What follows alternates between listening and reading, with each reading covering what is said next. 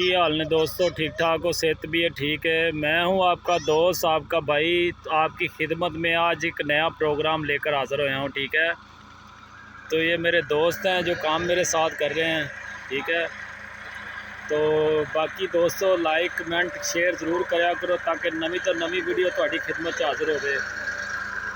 यह मेरा दोस्त रियाज, इहदा नाम ही है जो ट्रैक्टर चलान दिया है।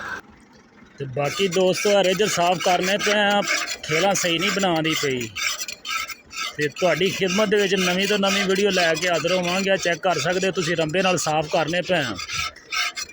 ठीक है, ललियाणी दे कोल पिंड है, उत्थे आए हैं सब आलू बीजन वास्ते। हाले सैटिंग शूटिंग चैक करने पैंदी। यह मेरा दोस्त जरा ट्रैक्टर चलान दिया तो बड़ा परेशान होया पे बेचारा। ये मैं हूँ। हेलो दोस्तों, कैसे हो? ठीक ठाक हो? उम्मीद करता तुसीं लोग बहुत वधिया ठीक ठाक हो।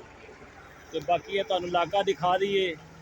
इलाका भी माशाल्लाह बहुत खूबसूरत और प्यारा इलाका है। ठीक है ना, चेक कर सकते, बिल्कुल जीरो लैन तरह लगता है। तो बाकी दोस्तों वधिया, बहुत प्यारा मुल्क है, अच्छा मुल्क है। ठीक है, तुसीं चेक कर सकते ये कितनी खूबसूरत जगह है। तो यह जरा हम तुहानूं मैं दूर थोड़ा लिजा के चेक करवाना है। देखो जिस तरह बार्डर लाइन ते आए हुए हैं। ठीक है, तो पानी भी इस जगह ते दोस्तों आया सी।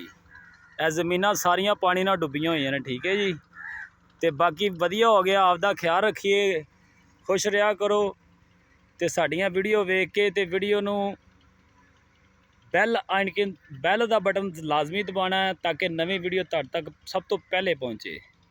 तो बाकी मेरे वालों अलविदा।